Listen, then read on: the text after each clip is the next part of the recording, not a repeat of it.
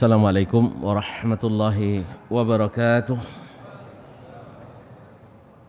Alhamdulillahi rabbil alamin. Wassalatu wassalamu ala nabi sadiqil amin wa ala alihi tayyibin wa azwaji tahirati ummahatil mu'minin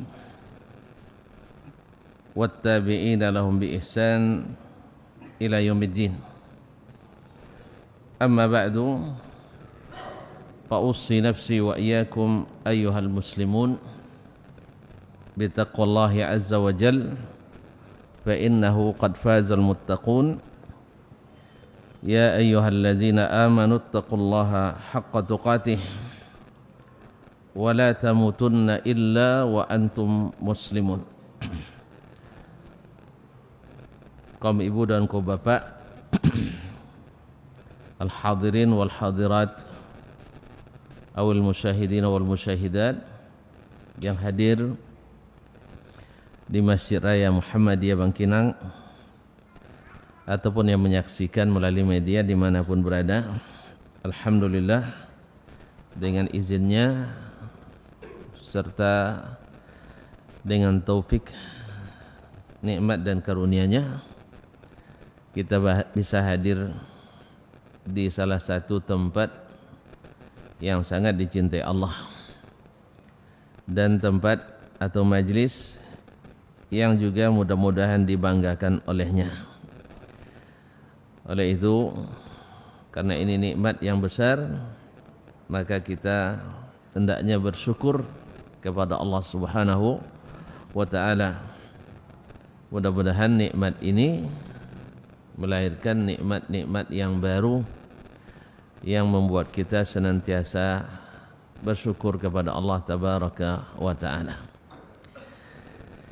Ma'asyiral muslimin, ma'asyiral muslimat yang dirahmati Allah Subhanahu wa ta'ala, salawat dan salam mudah-mudahan juga tidak pernah lupa, khususnya di majelis-majelis ilmu seperti ini, kita ucapkan dan doakan untuk baginda Nabi sallallahu alaihi wasallam. Jasanya kepada kita tidak terhitung, kebaikannya kepada kita tak terhingga. Mudah-mudahan salawat dan salam ini berbuah manis berupa syafaat di hari kiamat nanti. Amin ya rabbal alamin. Kaum ibu dan kaum bapak yang dirahmati Allah Subhanahu wa ta'ala, kita lanjutkan bersama Imam Al-Khatib Al-Baghdadi melalui kitabnya Iqtida'ul Ilmi Al-Amal. InsyaAllah tinggal tak lama lagi, mudah-mudahan bisa kita selesaikan cepat insyaAllah ta'ala. Selesai dari bab Zammit Tafaqquh li ghairil ibadah, tercelanya bertafaqquh, yaitu menuntut ilmu, memahami agama, tapi bukan tujuan untuk beribadah.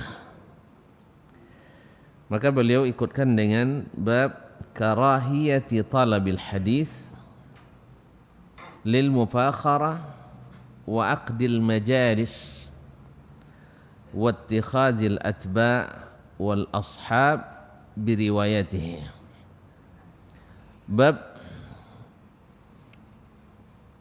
dicelanya atau bab tidak disukainya atau makruh menuntut hadis, mencari hadis lil mufakharah, dengan tujuan untuk membanggakan diri,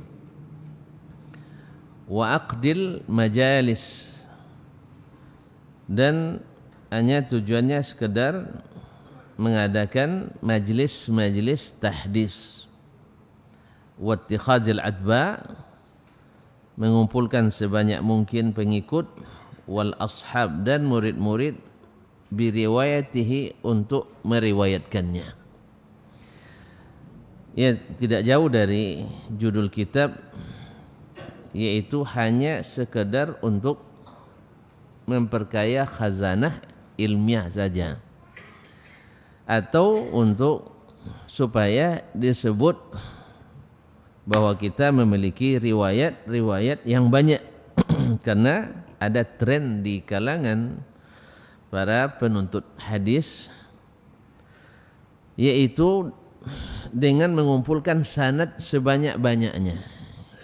Jadi kalau ada tren sanad hari ini, dari dulu memang ada tren seperti itu, yaitu mereka mencari sanad-sanad yang ali, kadang-kadang menempuh perjalanan yang jauh.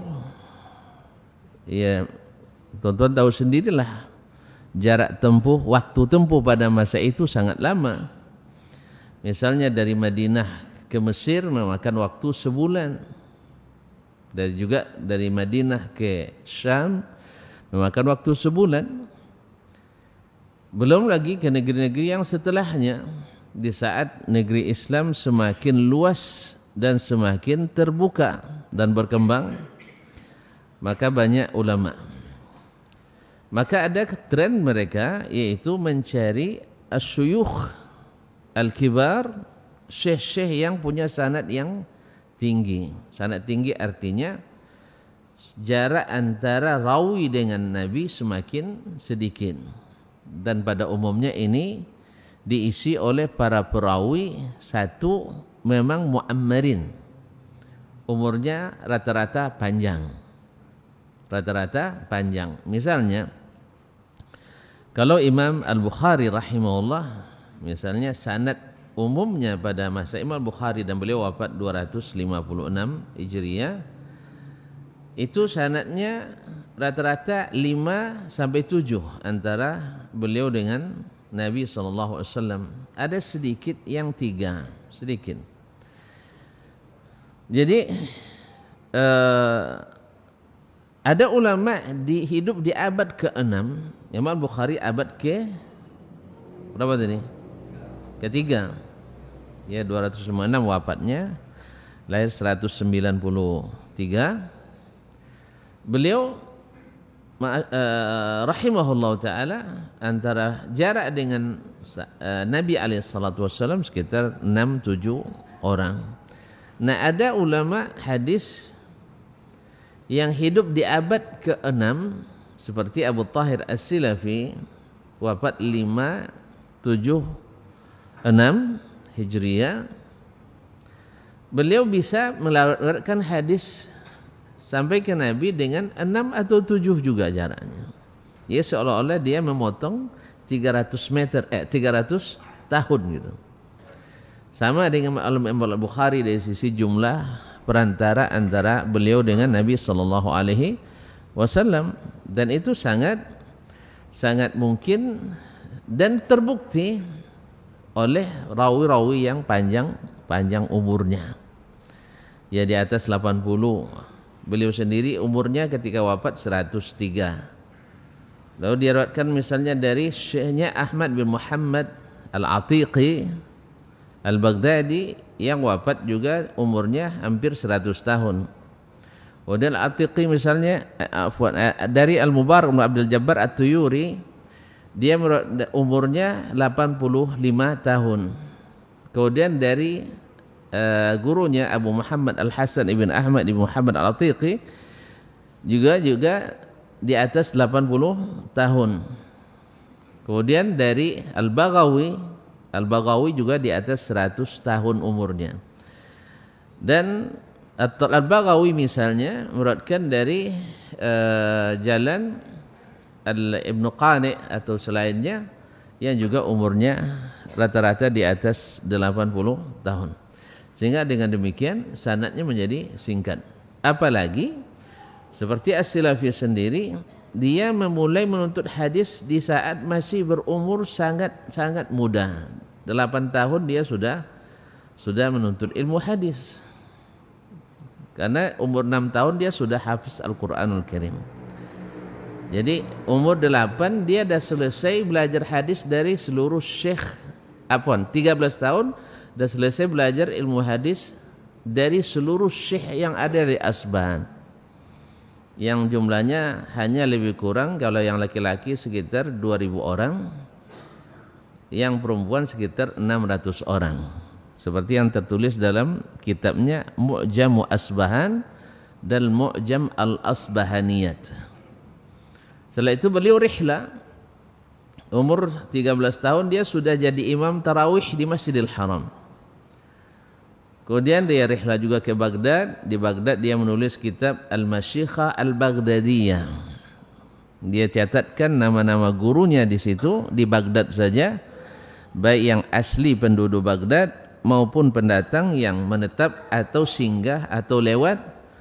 Itu jumlahnya hanya lebih kurang 1.314 orang gurunya.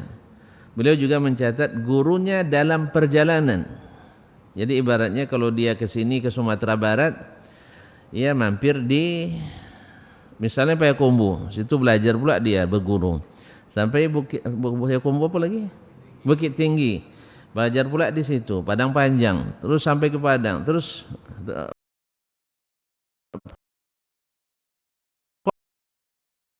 pokoknya di dalam perjalanan terkumpul pula lebih kurang 435 orang.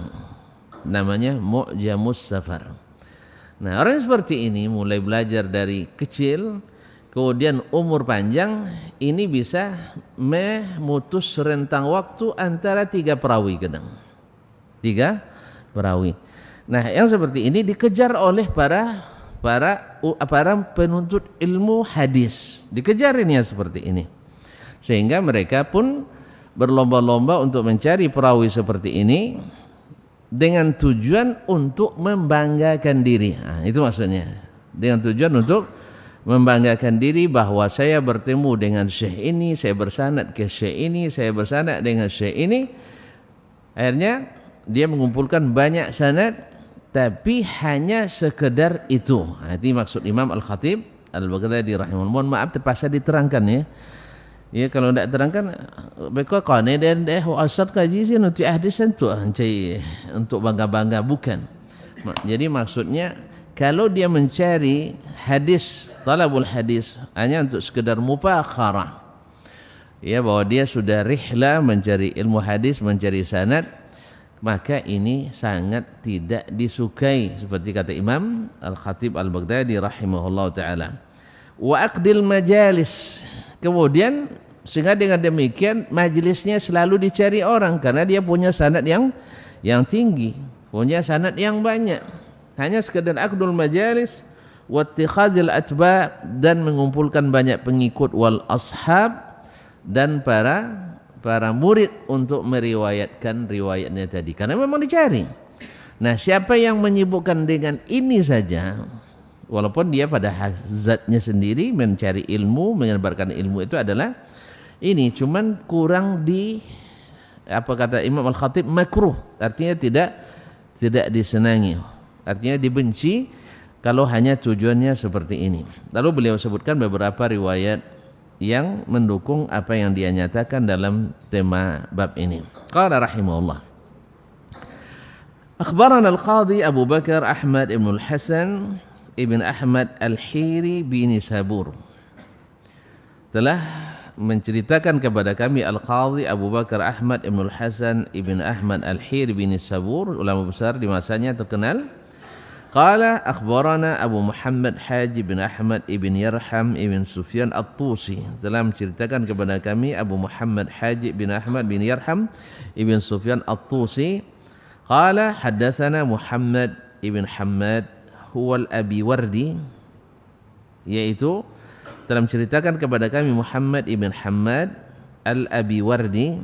Qala haddatsana Yazid ibn Harun, telah menceritakan kepada kami hadis ini Yazid ibn Harun, yaitu Yazid bin Harun al-Hammal.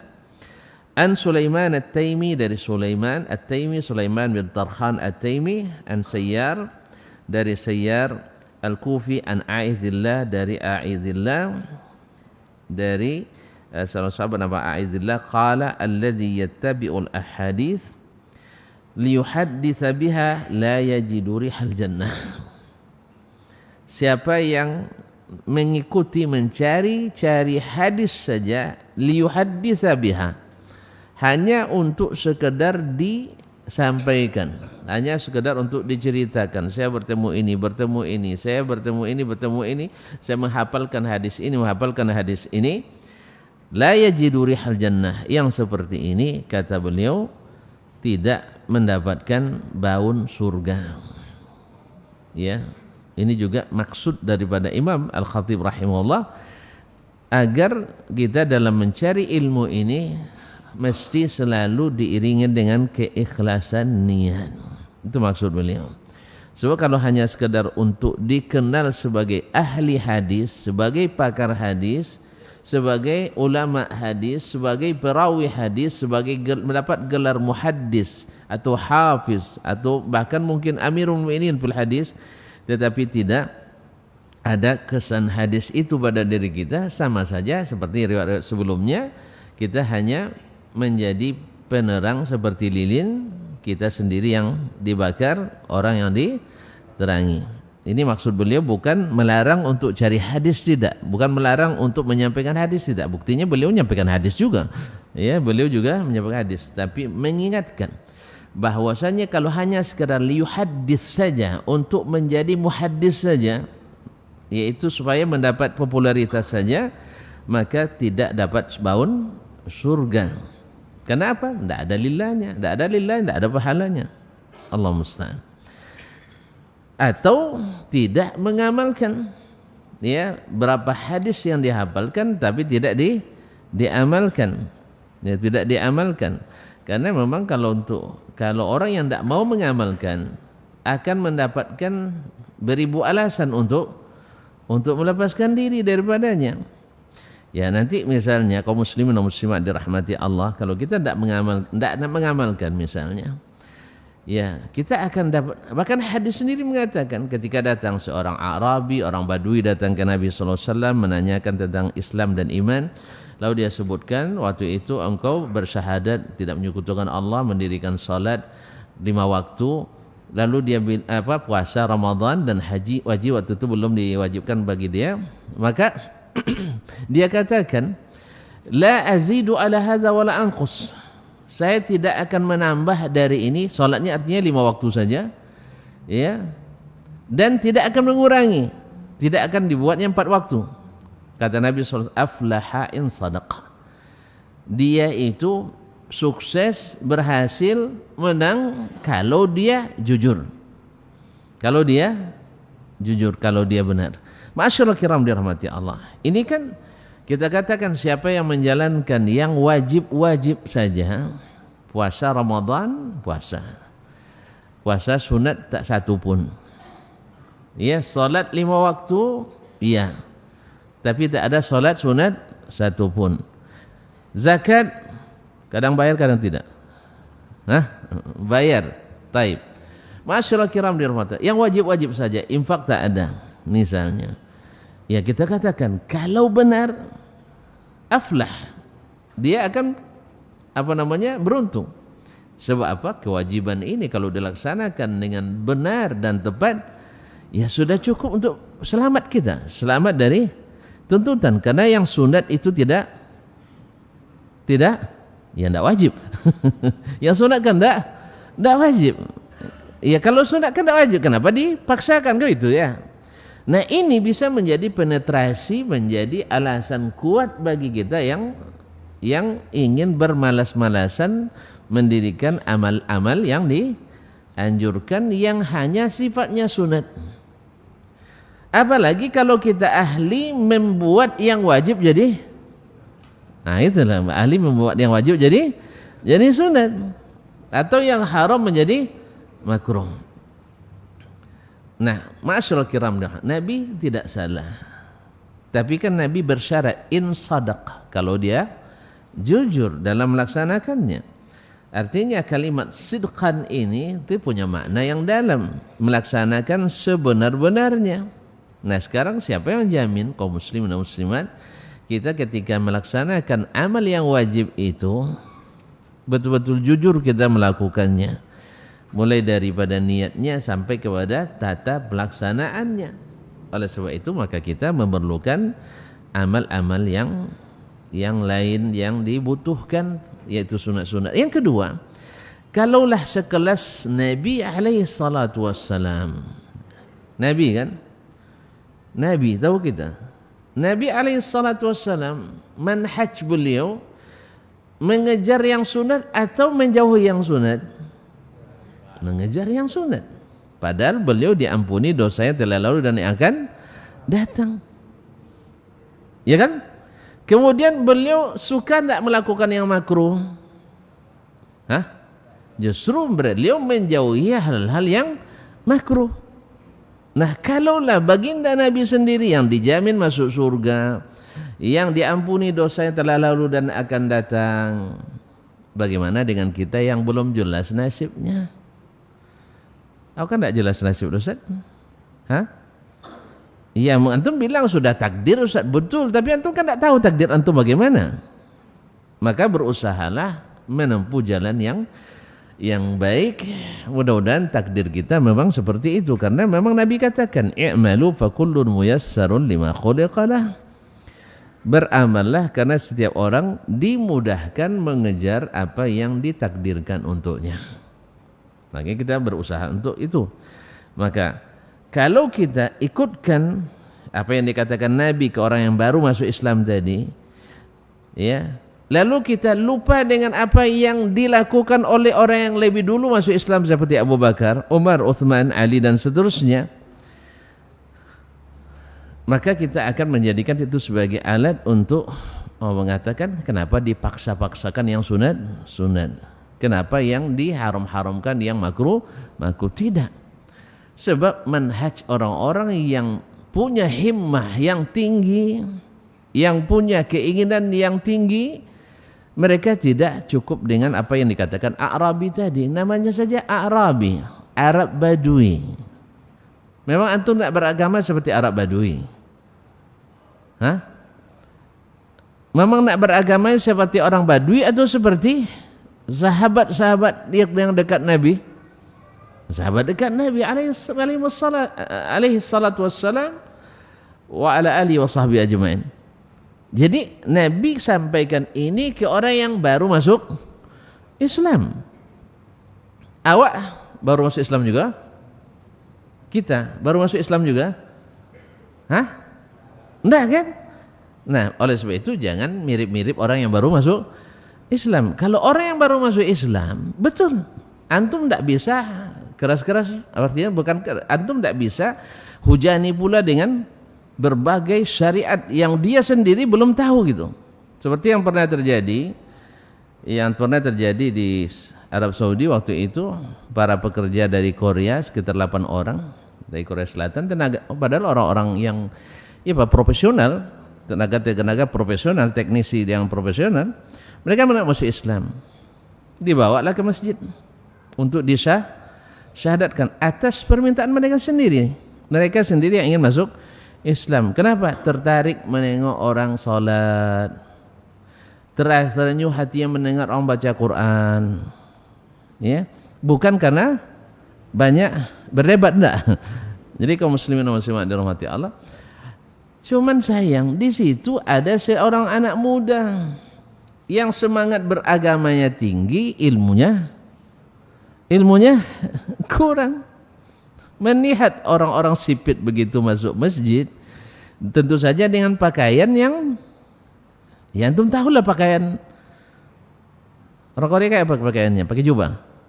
Hah?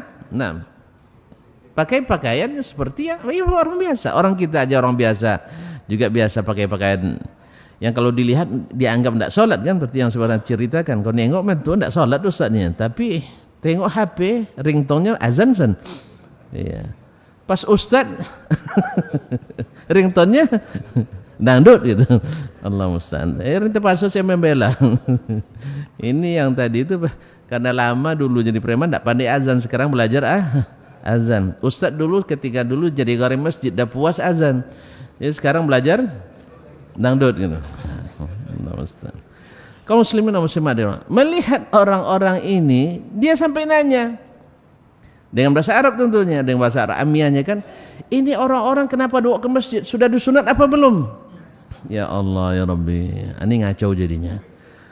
Nengok ribut-ribut itu, mereka bertanya, penterjemah apa adanya pula. Apa yang dikatakan orang itu katanya kan, sunat itu apa katanya? Khitan itu apa? Lalu dijelaskan dengan bahasa Inggris yang ya maklum lah. Kalau bahasa Inggris dasman baru belum. Bahasa Inggris yang patah-patah gitu. Belum apa bahasa Inggris yang ini halusnya. Akhirnya disebutkan bahwa disunat itu ambil gunting dipotong, apanya katanya. Akhirnya mereka tidak mau, akhirnya tidak jadi masuk Islam. Makanya Nabi tidak sebutkan kepada mereka ini banyak sekali nanti. Akhirnya tidak jadi ini masuk Islam. Makanya tuh kalau nanti mengislamkan orang jangan, nanti ayo kita pergi nanti ke daerah-daerah pedalaman itu biar tuan-tuan tahu kan gitu. Jadi kalau ada mereka yang bilang andainya ulama itu mau memfatwakan babi itu halal katanya, kami mau masuk Islam semua kampung nih katanya. Apa bayangkan? Jadi syaratnya babi harus halal. Ya bayangkan. Nah yang seperti ini kira-kira kalau antum da'inya gimana?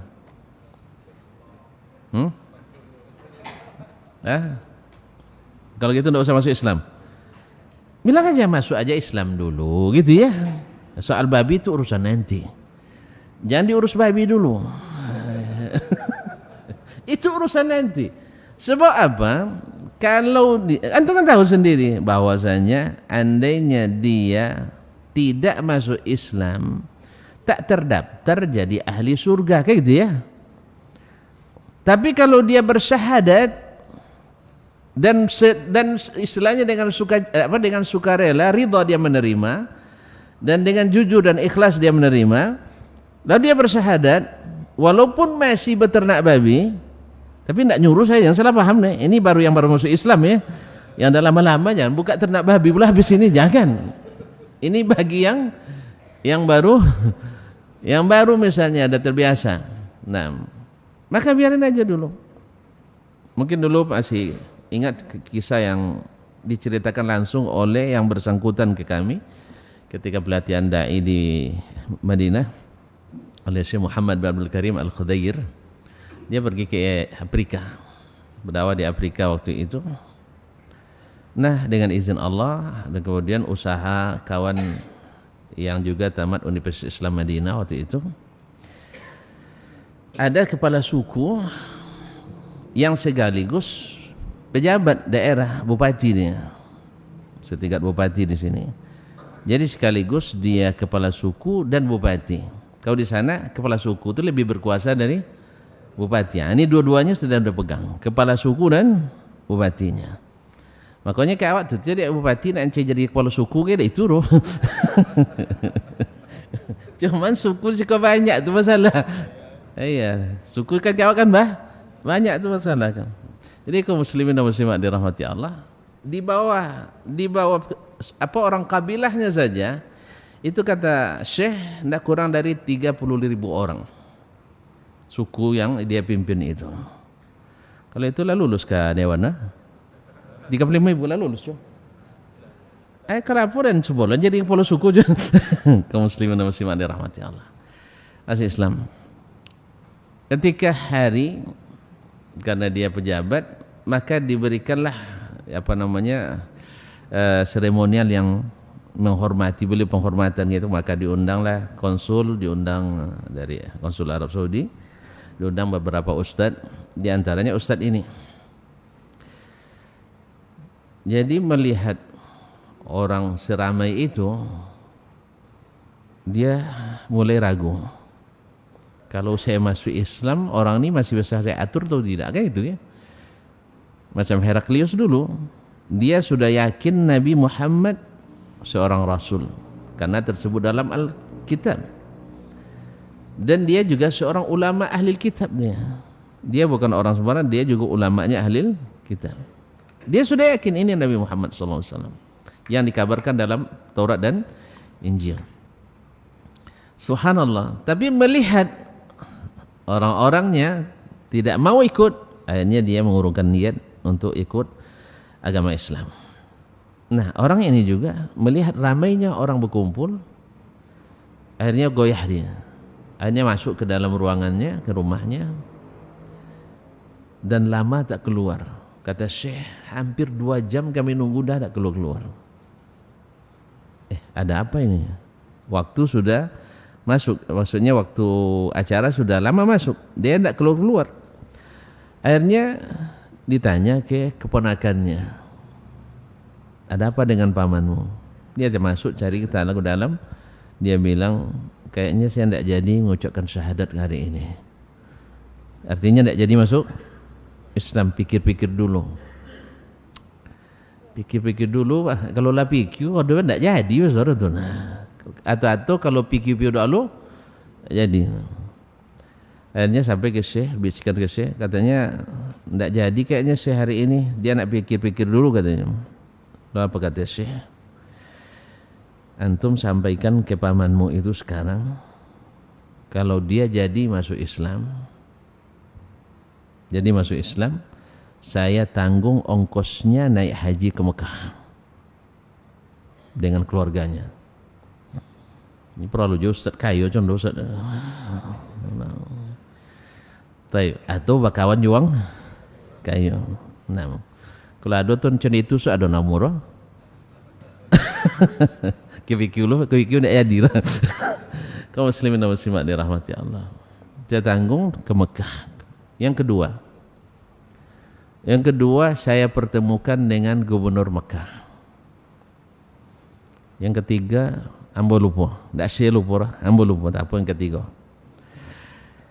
Jadi kaum muslimin dan muslimat dirahmati Allah, sampai ke pamannya masuk dalam, mendengar kata Mekah, pergi ke Mekah, subhanallah, kembali semangat dia masuk Islam.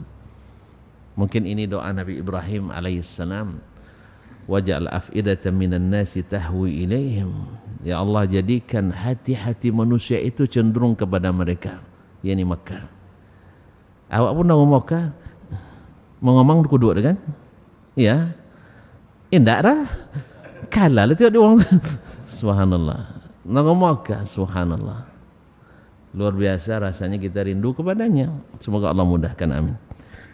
Mendengar itu, akhirnya dia bersemangat dan keluar menemui orang-orang yang hadirin, dan akhirnya beliau bersyahadat. Singkat cerita, selesai dia bersyahadat dan diikuti dengan ya semacam perayaan lah, dimeriahkan.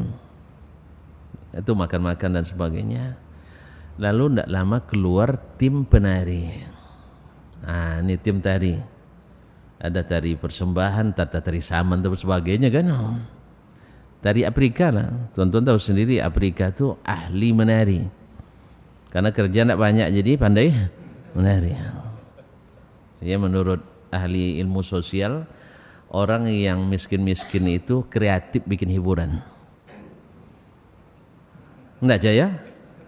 Cece yang paling jago nari di dunia. Oh mana? Afrika. Apa lah? India. Apa lah? Masuk Indonesia gitu dah aturan dah. Iya. Jadi memang kreatif. Antum sendiri tahu sendiri yang para penari yang profesional apa istilahnya yang sangat terkenal di Amerika itu rata-rata kulit hitam. Menari mereka, kata Syekh, wallahi katanya, saya tidak pernah melihat tarian seperti itu di dunia kayaknya. Saking istilahnya saking hebat tarian mereka itu. Nah, pertama laki-laki yang keluar itu semua. Lalu dai tadi bisik ke Syekh, ini bahaya nih Syekh katanya, sebab biasanya selepas ini akan turun perempuan. Enggak. Yang namanya perempuan tentu gadis ya, yang penari mana ada. Kalau nenek-nenek dan tidak lentur lagi. Nah, nari kan perlu kelenturan tubuh. Apa katanya? Syekh, tolong bilang saya jangan sampai keluar penari perempuan. Saya bilang, awak memperjuangkan dia ini sudah masuk Islam tadi dah payah, nanti batal lagi kan gara-gara. Langsung di stop. Apa kata Syekh? Hada amaluk. Urusan ini nanti pekerjaan kamu setelah ini. Sekarang jangan ganggu syahadatnya dulu. Jelas? Ini maksud kita bahwa yang baru-baru jangan di bebani. Jangan dibebani. Karena orang belum kokoh. Sama mancur apa nomor buat pondasi, alung koyang simila tegak enggak tiang situ. Amo tegak? Hah? Hancur dia kaum muslimin dan muslimat. Jadi dikokohkan dulu. Intinya Nabi tadi mengatakan kepada orang Arab yang baru masuk Islam, kalau dia mempertahankan yang wajib itu saja dia berhasil. Maksudnya berhasil tidak kekal di neraka. Dan ada kemungkinan masuk surga. Tapi kan kita harus punya cita-cita lebih tinggi. Kata Nabi SAW, kalau kalian minta masuk surga, minta al-firdaus al-a'la. Minta surga firdaus yang tinggi. Ya. Minta yang tinggi. Karena tonton kan biasa buat proposalnya. Ya, kalau buat proposal biasa tinggi itu Anda buat. Hah? Tinggi. Nah, mintalah kepada Allah lebih tinggi. Nanti kalau diberi yang di bawah itu, alhamdulillah kan enggak. Ya Allah, waktu yang dapat baun jadilahnya. Nanti kan ada kemungkinan juga masuk neraka dulu, naudzubillah. Jadi Allah mengajar kita untuk bersungguh-sungguh. Intinya kaum muslimin dan muslimat dirahmati Allah SWT. Jadi amal-amal itu, ya, apapun dari ilmu yang kita dapatkan, walaupun tidak merupakan sesuatu yang diwajibkan, maka kita harus bersemangat mengerjakan. Itu intinya. Supaya kita tidak hanya sekedar menuntut ilmu, hanya sekedar untuk jadi perawi, hanya sebagai buat majelis-majelis. Habis itu orang bubar tanpa ada amal yang tercatat. Nasallallahu alaihi wasallam. Jelas ya? Alhamdulillah. Qala rahimahullah, akhbarana Abu Hasan Ali bin Al-Qasim bin Hasan Asy-Syahid bil Basrah, telah menceritakan kepada kami Abu Hasan Ali bin Al-Qasim ibn Hasan Asy-Syahid di Basrah. Qala hadatsana Ali bin Ishaq Al-Madirra'i, telah menceritakan kepada kami Ali bin Ishaq Al-Madirra'i. Qala hadatsana Ahmad ibn Muhammad Al-Khalili, telah menceritakan kepada kami Ahmad bin Muhammad Al-Khalili. Qala hadatsani Sulaiman ibn Dawud, telah menceritakan kepada kami Sulaiman ibn Dawud Abu Rabi' Az-Zahrani.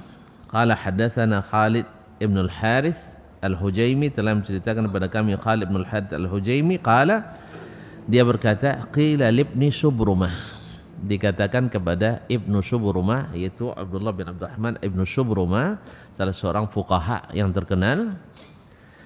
Qala hadits tujar, ya hadits tujar, artinya sampaikanlah hadis, kamu nanti digaji.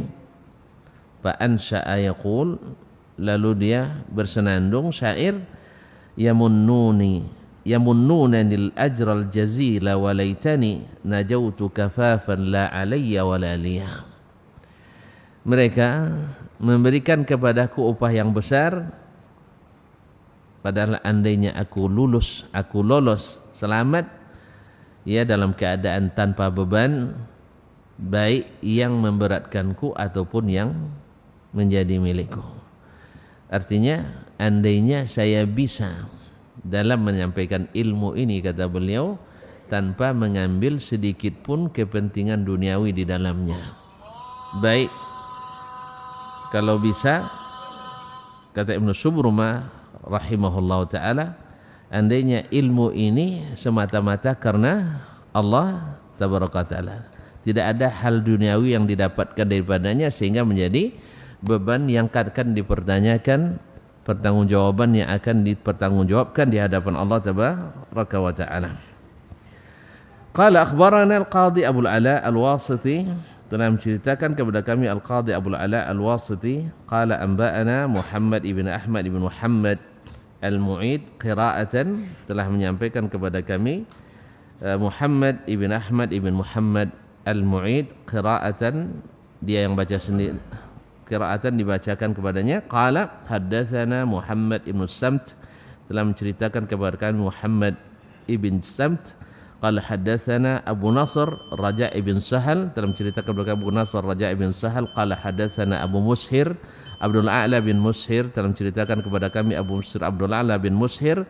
Qala, bakkara ashabul hadithi alal Auza'i. Para penuntut ilmu, penuntut hadis atau para murid-murid yang mencari hadis selalu datang awal di majlisnya Imam Al-Auza'i. Imam Al-Auza'i tentu tahu sendiri salah satu dari mufti terkenal di zamannya. Sezaman atau di zaman Imam Malik, Sufyan Ats-Tsauri, Al-Laits ibn Sa'ad. Tapi walaupun demikian beliau tidak punya mazhab fikih karena para ulama itu banyak. Al-Auza'i, Abdurrahman ibn Amr Al-Auza'i Ad-Dimashqi Asy-Syami. Qala, lalu berkata dia, faltafata ilaihim. Al-Auza'i lalu melirik mereka. Faqala kam min harisin jami'in jashi'in laisa bimuntafi'in wala nafi'i. Berapa banyak orang yang ambisius mengumpulkan dan penuh jasya' itu serakah mencari ilmu, laisa bimuntafi'in tetapi tidak mengambil manfaat dari ilmunya untuk dirinya, wala nafi'i dan tidak pula memberi manfaat kepada orang lain. Jadi hanya sebagai pembawa ilmu saja, dia tidak mengambil manfaat, yang lain pun tak tertarik. Karena seperti yang di awal-awal sudah disebutkan Al-Khatib Al-Baghdadi rahimahullah, lebih banyak orang belajar sebenarnya dari amal kita daripada perkataan kita. Jadi orang lebih banyak melihat sebenarnya dari amal dan sikap kita daripada retorika kita. Retorika itu hanya untuk menyenangkan. Tapi kalau untuk mengambil manfaat, orang akan melihat bagaimana seorang alim, bagaimana seorang penuntut ilmu mengamalkan ilmunya. Jadi kata beliau, berapa banyak orang yang masya Allah ambisinya tinggi mencari ilmu dan bahkan serakah mencari ilmu. Ya, saking serakah cari ilmu itu kadang-kadang berguru ke orang, tidak kasih tahu ke teman yang lain. Ada itu. Jadi dia berguru, dia ingin sendiri aja dapat belajar dari guru itu, yang lain jangan sampai ada. Ada enggak? Ada. Supaya apa? Supaya nanti dia jadi satu-satunya ahli yang dapat sanad tersebut. Nah, ini adalah termasuk bentuk keserakahan ilmu. Ya. Ada orang belajar suatu ilmu dengan syekh. Nah, ketika yang lain nak ikut, dia halangi. Bahkan dia halangi. Ya, kalau sudah halangi apa maksudnya? Orang nak nuntut ilmu lalu dihalangi, apa maksudnya? Supaya orang lain jangan dapat ilmu dan kita sendiri yang dapat. Ini adalah sesuatu yang luar biasa kaum muslimin. Tetapi kata beliau, laisa bimuntafi'in wala nafi'i. Tidak mengambil manfaat dari ilmunya dan tidak pula memberi manfaat pada yang lain. Nasallallahu alaihi wa afiyah. Baiklah, karena sudah masuk waktu azan, kita dengarkan dulu dan kita sambung sedikit selepas azan nanti insyaallah taala.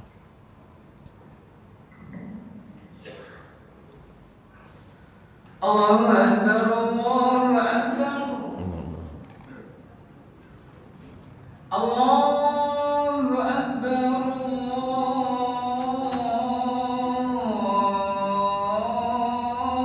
Allahu akbar.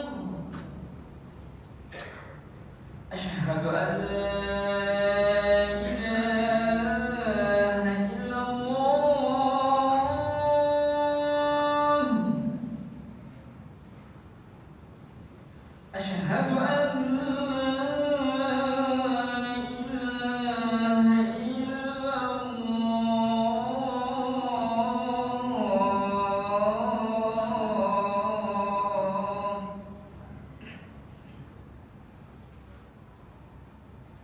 Asyhadu anna Muhammadar Rasulullah.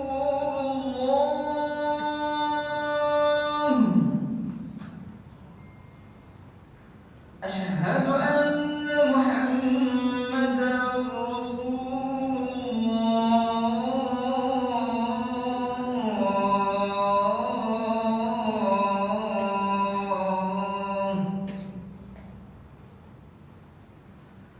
Hayya 'alas shalah.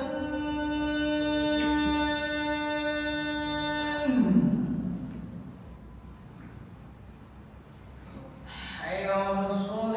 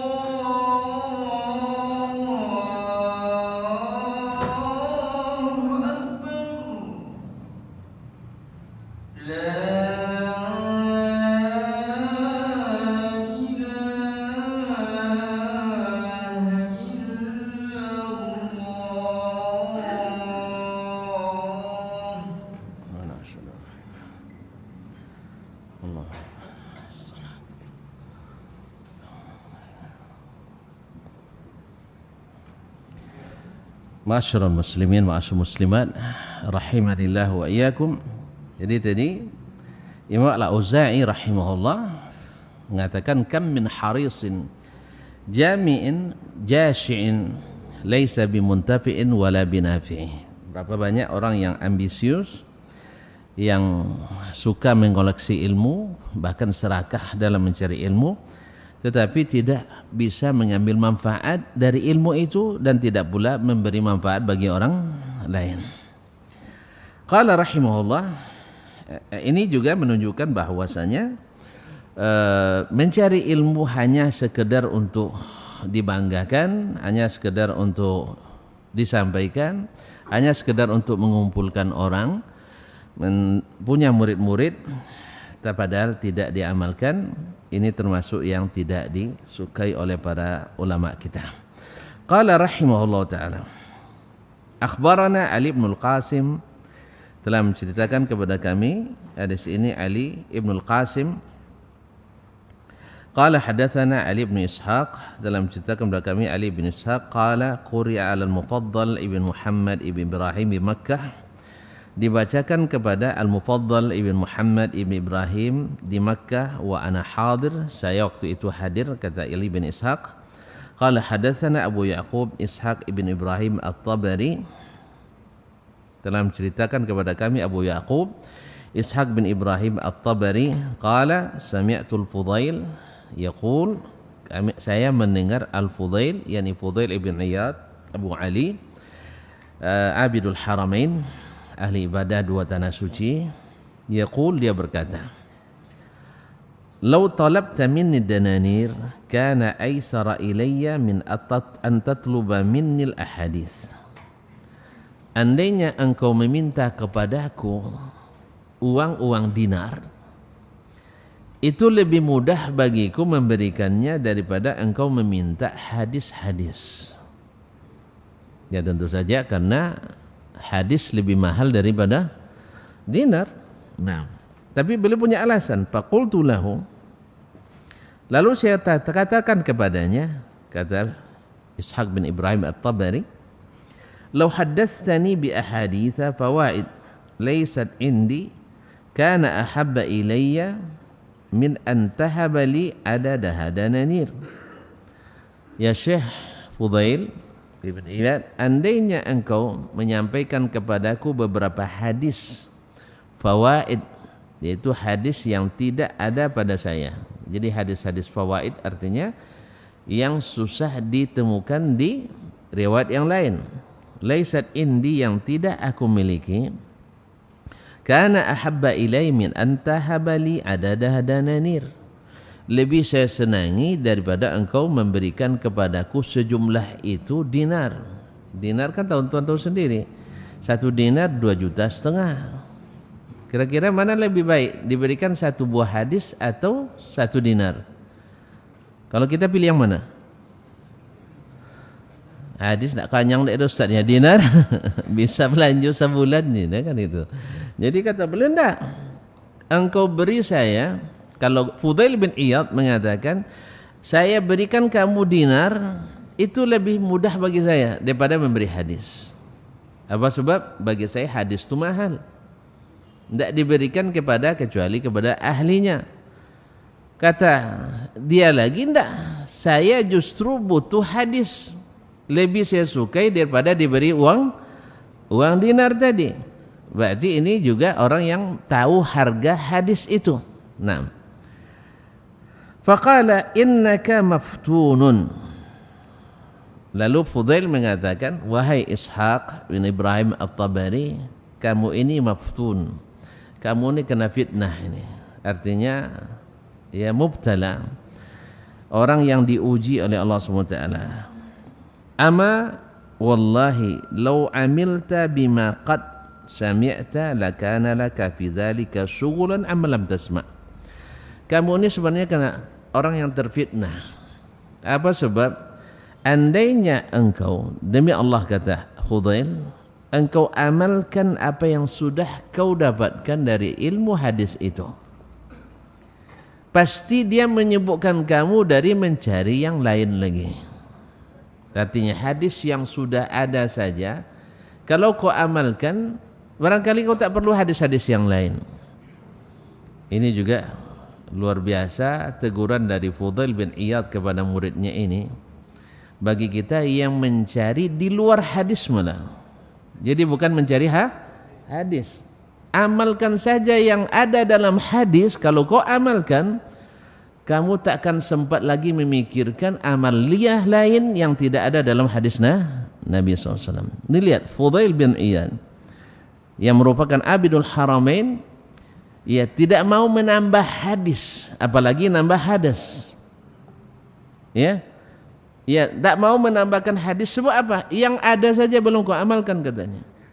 Apalagi menambah dengan yang bukan dari hadis Nabi SAW. Karena dia terkesan hanya mengumpulkan sebanyak mungkin hadis, fawaid yang saya tidak miliki, kan mencari yang tidak ada padanya. Maaf. Apa katanya? Ama wallahi law amilta bima qad sami'ta lakana laka fi dzalika syughlan amma lam tasma'. Andainya demi Allah kamu mengamalkan apa yang sudah kamu ketahui, kamu dengar, pasti itu menyibukkan kamu dari sesuatu yang belum kamu ketahui. Artinya kalau kita amalkan sunnah-sunnah Nabi SAW dengan jujur dan konsekuen benar, ini akan sangat menyibukkan kita dengan daripada mencari amal-amal lain yang tidak ada dalam sunnah, itu pasti. Dan ini terlihat nyata. Siapa yang sentiasa mengamalkan sunnah Nabi SAW setiap dia ketahui, dia pasti akan anti mencari sesuatu yang tidak sunnah.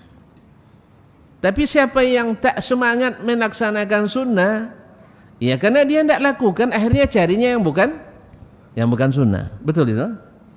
Tidak payah buktikannya kan? Tidak payah. Jadi siapa yang senantiasa melaksanakan ilmu tentang sunnah Nabi yang sudah dia ketahui, dia sibuk dengan itu sehingga tidak mencari yang di luar sunnah Nabi SAW. Tapi siapa yang rendah frekuensi amalnya terhadap sunnah Nabi, akhirnya dia pikir-pikir pula mencari yang di luar sunnah. Lihat Fudail bin Iyad sendiri, hadis saja kalau belum diamalkan lain, habiskan itu dulu katanya. Sebab kalau kau sibuk mengumpulkan tanpa diamalkan, kena seperti kata Imam Al-Auza'i tadi. Kata Imam Al-Auza'i, kita semangat mengumpulkan tetapi tidak mengambil manfaat, dan akhirnya karena kita sendiri tak memanfaatkan, orang lain pun tak yakin memanfaatkan ilmu kita. La haula wala quwata illa billah. Thumma qala, kemudian berkata Fudail ibn Iyad, sami'tu Sulaiman ibn Mahran atau Mihran, saya mendengar Sulaiman ibn Mihran, yaitu Al-A'mash Abu Muhammad Al-Kahili Al-Kufi, salah seorang ulama besar di Kufah, yang salah satu dari 6 tabi'in yang menjadi poros perpustakaan sanad hadis. Saya mendengar Sulaiman bin Mihran yaqul, berkata, "Idza kana baina yadayka ta'amun."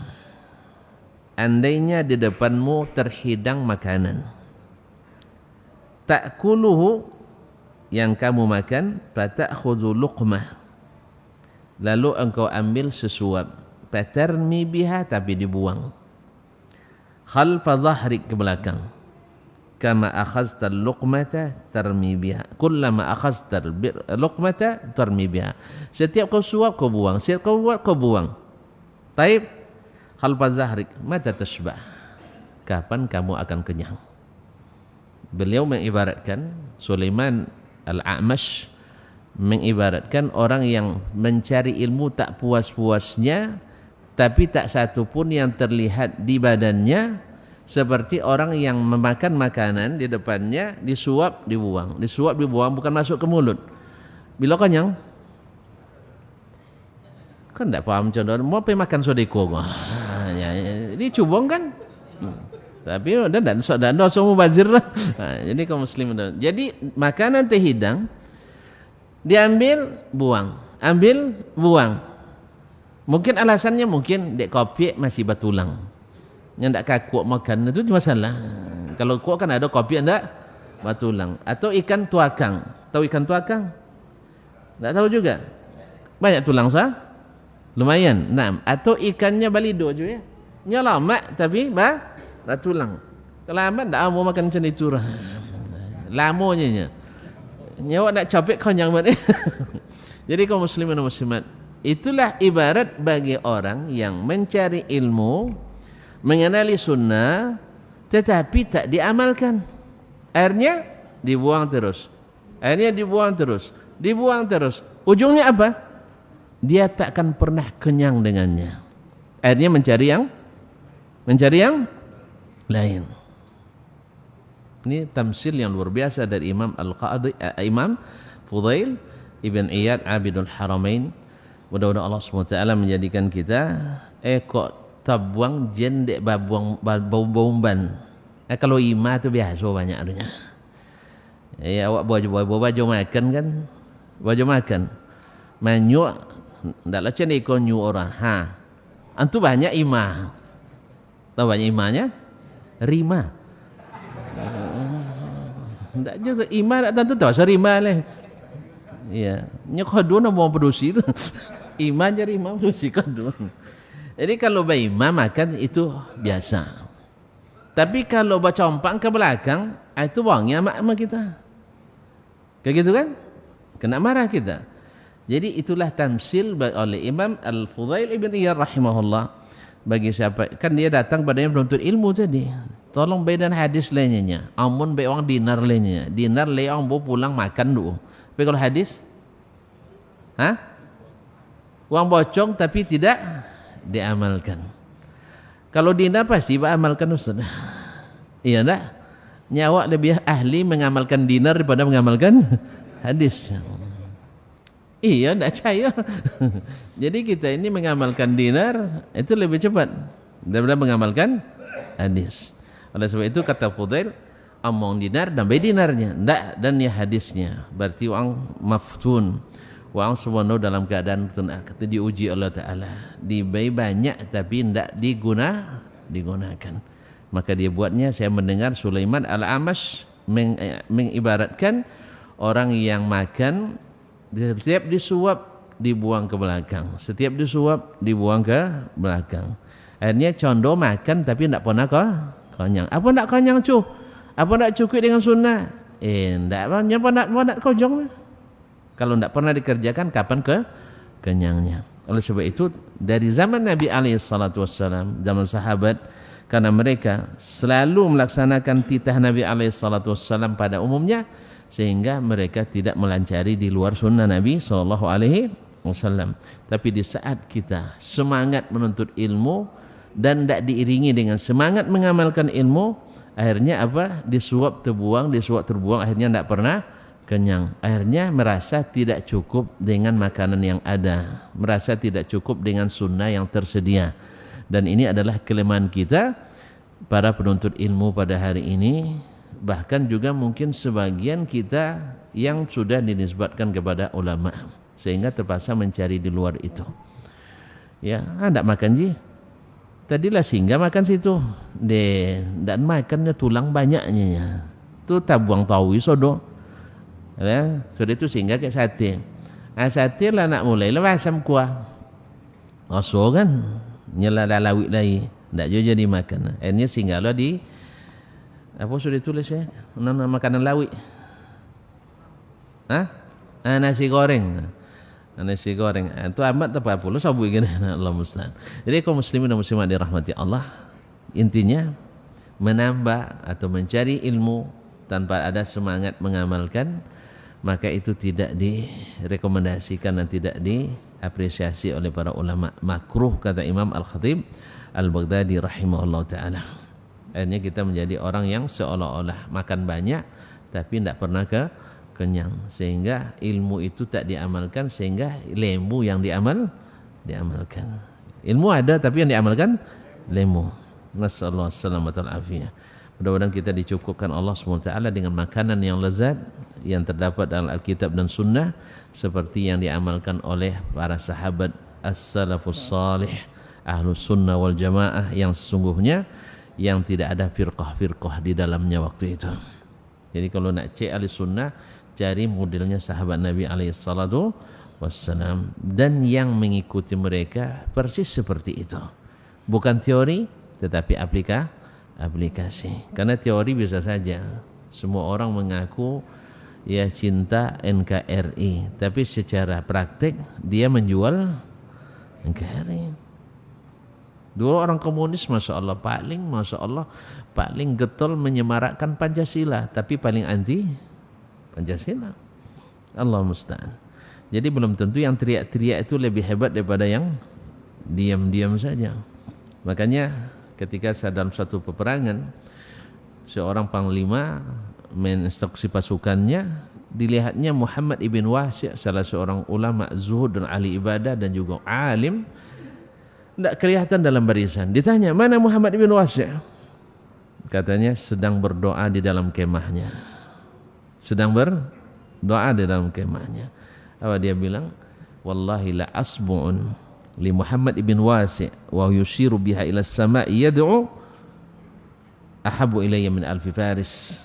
Demi Allah, satu telunjuk Muhammad bin Wasi' menunjuk ke langit, berdoa kepada Allah tabaraka wa taala, lebih saya andalkan dari 1000 pasukan kavaleri. Kavaleri itu apa? Berkuda, pasukan berkuda. Jadi satu telunjuk Muhammad bin Wasi' itu lebih diandalkan daripada 1000 pasukan berkuda. Mungkin lebih loyal orang yang tak pernah bertemu dari orang yang setiap hari mesese minta tahu mesese? Mesas esas. Iya, apa tipunya dong? Iya, yang suka mendekat-dekat dan bisik-bisik rasa kerusuk. Belum tentu. Dan itu terlihat nyata. Yang banyak kutu loncat itu seperti itu kan. Kutu loncat nomor. Nah, habis kepentingan, habis hubungan. Jelas? Makanya kaum muslimin dan muslimat dirahmati Allah, semoga Allah berikan kita ilmu yang bermanfaat, amal yang saleh, niat yang ikhlas, serta kejujuran dalam beragama dan berdakwah. Dan mudah-mudahan dengan demikian akhirnya kita merasa cukup dengan apa yang diajarkan oleh baginda Rasulullah sallallahu alaihi wasallam, dan apapun yang disampaikannya mengenyangkan kita. Wallahu taala alam wa sallallahu ala nabiyyina Muhammadin wasallam. Ya tu. Afwan. Wa khaliqal khalqi ajma'in. Jadi Allah pencipta makhluk semuanya. Nah, jadi khaliq itu kan Allah Ta'ala, al-khalqi makhluknya, ajma'in semuanya. Jadi Allah pencipta makhluk semuanya. Kenapa dia ada datuk condong mukadimah dan sodo payah lembut bukan tahu so buat mukadimah lain condong. So tercatat innal hamdalillah. Aku ndak awak kau denyinya kan. Yalah, terima kasih dan mohon maaf.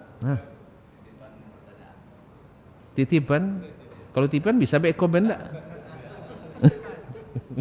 Kini juga. Taib, asal jumpa ya. Bagaimana memahami hadis, siapa yang melihat Nabi dalam mimpi, maka dia akan melihat Nabi dalam keadaan terjaga. Taib, jawaban pendek atau panjang? Kalau panjang dengan video dan ada video seilmiah, ada video yang lain-lain ada. Nah, alah, jawaban pendek tu. Ya. Jawab le. Nak jawab silakan. Nak bertanya tak menjawab. Taib. Taib, secara singkat. Pertama, hadis tambahan bahwa siapa yang tambahan akan melihatku di waktu bangun, itu umumnya perawi tidak meriwayatkannya, sehingga dianggap ziyadah munkarah, yaitu tambahan yang tidak sahih. Itu jawaban pendeknya sih. Ya. Kemudian anggaplah tambahan itu sahih, maka para ulama ahlus sunnah. Siapa ahlus sunnah itu? Sahabat dan yang mengikuti mereka secara amaliyah. bukan teori. Teori nanti banyak orang menisbatkan diri, ini tarekat ini nisbatnya ke Abu Bakar Siddiq, ini ke Ali bin Abi Thalib, itu banyak. Itu klaim. Tapi artinya secara praktis. Maka para ulama menafsirkan makna itu dengan beberapa tafsiran yang logis dan realistis. Satu, itu hadis berlaku di zaman Nabi masih hidup. Siapa yang bermimpi bertemu denganku, insya Allah akan bertemu denganku di waktu terjaga, yaitu di waktu Nabi masih hidup. Dan itu ada yang seperti itu bermimpi. Sahabat mimpi bertemu Nabi, tiba-tiba nanti Allah mudahkan dia bertemu dengan Rasulullah sallallahu alaihi wasallam. Jelas ya? Yang kedua, ma'asyiral kiram dirahmati Allah Subhanahu wa taala, tafsirnya akan bertemu dengan Nabi nanti di akhirat.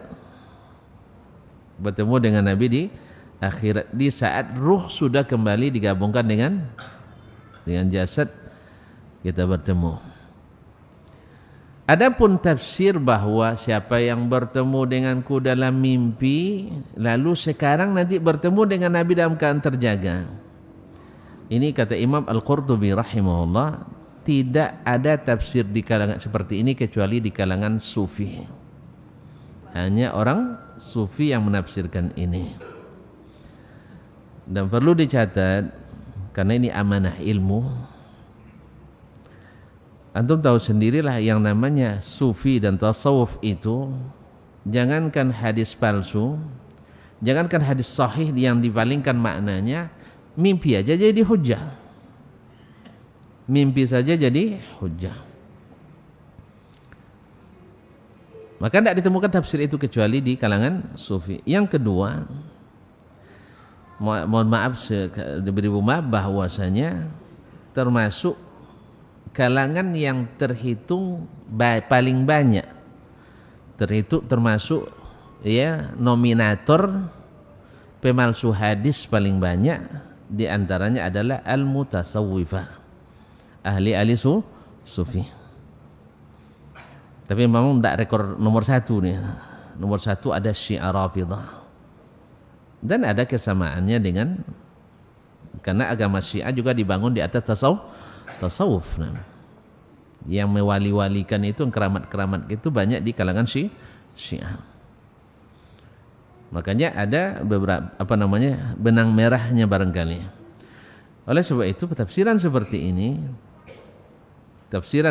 ini tidak ditemukan kecuali di kalangan sufi. Dan berkata Imam Al-Qurtubi, wa huwa munkar. Tafsir seperti ini mungkar, tidak ditemukan di kalangan as-salaf, tidak ditemukan di kalangan ulama-ulama ahli as-sunnah. Wallahu ta'ala alam. Ini jawaban singkatnya. Alano? Tambah jule? Nah, taib. Tanya jule? Itu tujuannya kan? Hah? Lain loh. Jadi dia taib. Dan ison ni enggak tuntun. Bagaimana produktifnya ulama-ulama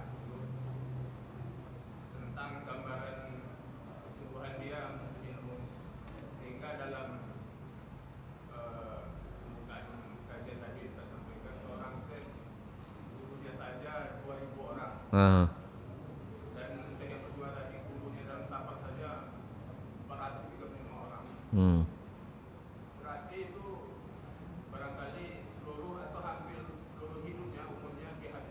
Iya, betul. Pendek itu panjang. Contoh tadi, karena antum sebut contoh Abu Tahir As-Silafi rahimahullah, umur masih kanak-kanak sudah masuk kutab, hampir habis Quran, umur 6 tahun. Habis itu menuntut hadis. Ya, sehari-hari dengan ilmu terus. Jadi tidak ada masa bermain game, nggak ada.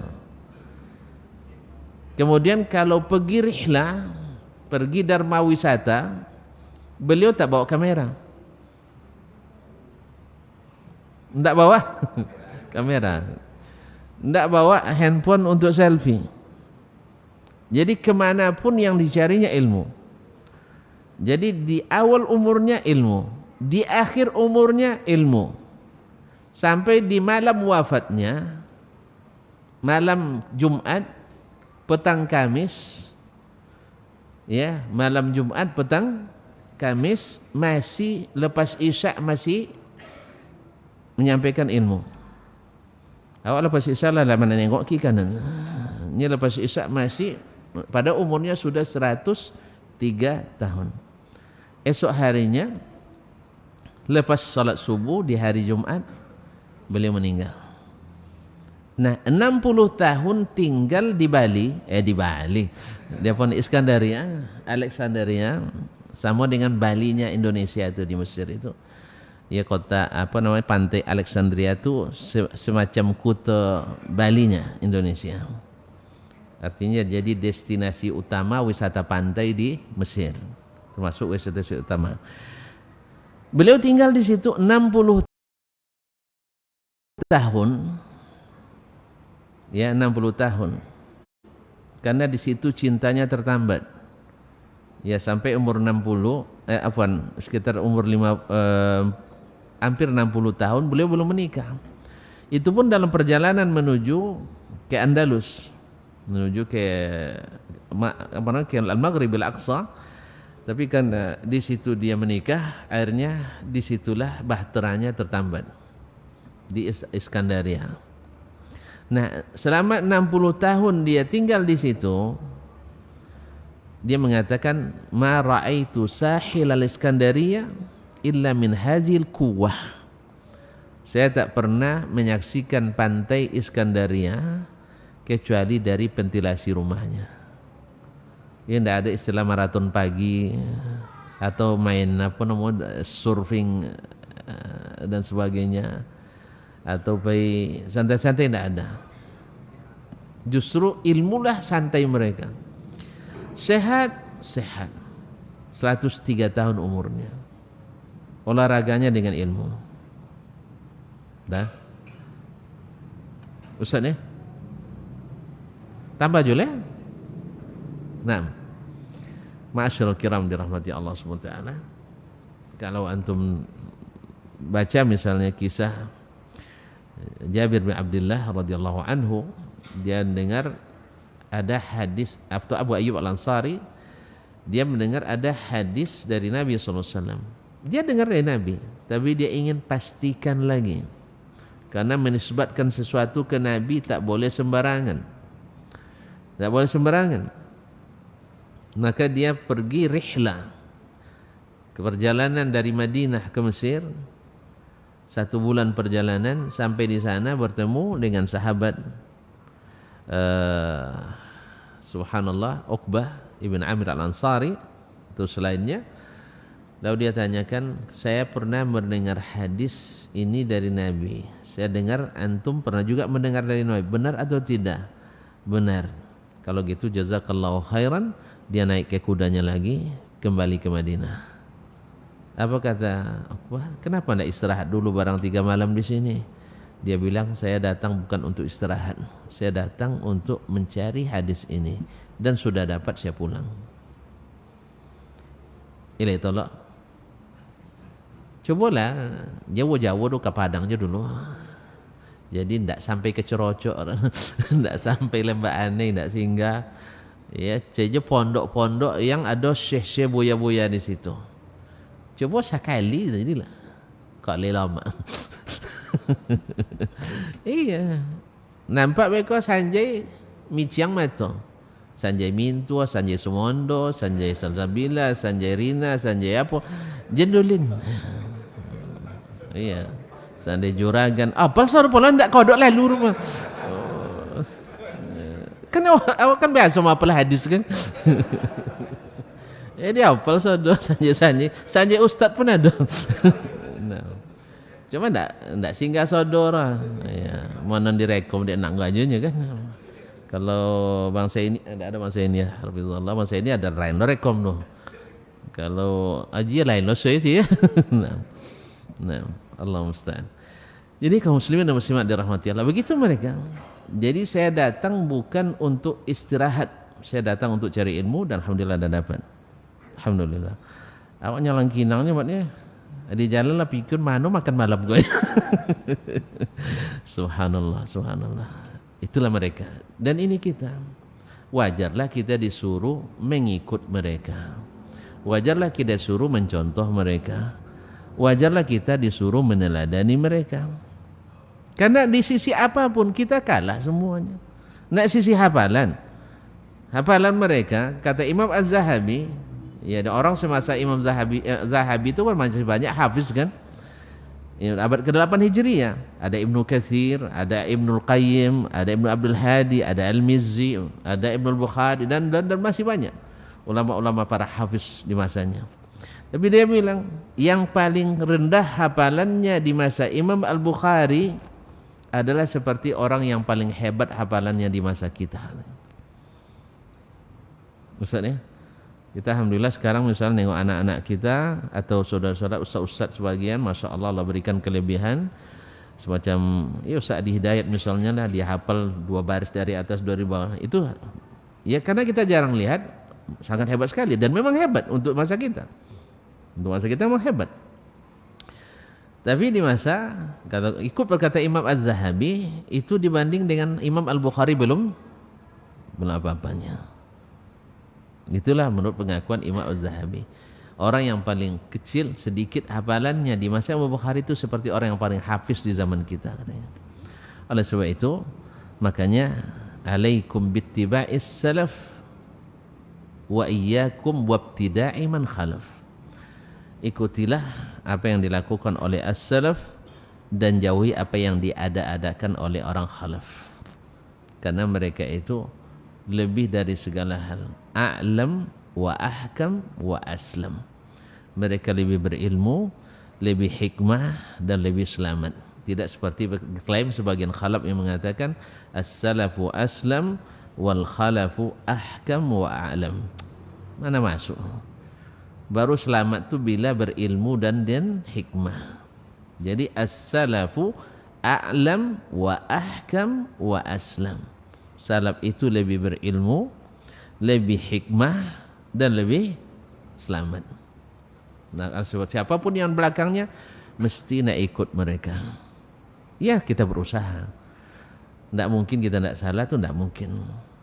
Ya, kalau mereka saja boleh salah, masa kita tidak boleh? Cuman mereka tidak ijma' salahnya. Maka yang dimaksud bukan personal-personalnya, tapi yang dimaksud dengan manhaj salaf itu yang ijma' mereka di dalamnya. Kalau mereka khilaf, masa kita tidak boleh khilaf? Jelas ya? Ya, ulama salaf khilaf mereka, masa kita tidak boleh khilaf? Makanya kita tidak boleh menghukum secara serampangan, tergesa-gesa sesuatu yang kita tidak ketahui. Awak tidak tahu itu menghukumlah. Baru menghukum itu kalau kita tahu. Kalau tidak tahu jangan menghukumi. Cuman kita boleh memastikan ini adalah amalnya salaf, ijma' mereka mengamalkannya.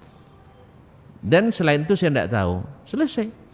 Tapi jangan selain non kojong pasti salah. Kan ada mulai itu kan, kalau tidak organ mas iko salah sodoro. Kan ini klaim yang tidak berdalil. Semoga Allah jauhkan kita dari hal seperti itu. Ada ya? Yang tambah juga. Hah? Sudah nih wah. Terima kasih dan mohon maaf. Wallahu taala alam. Wassallallahu ala nabiyyina Muhammad wasallam. Subhanakallahumma bihamdik asyhadu an la ilaha illa anta astaghfiruka wa atubu ilaik. Wassalamualaikum warahmatullahi wabarakatuh.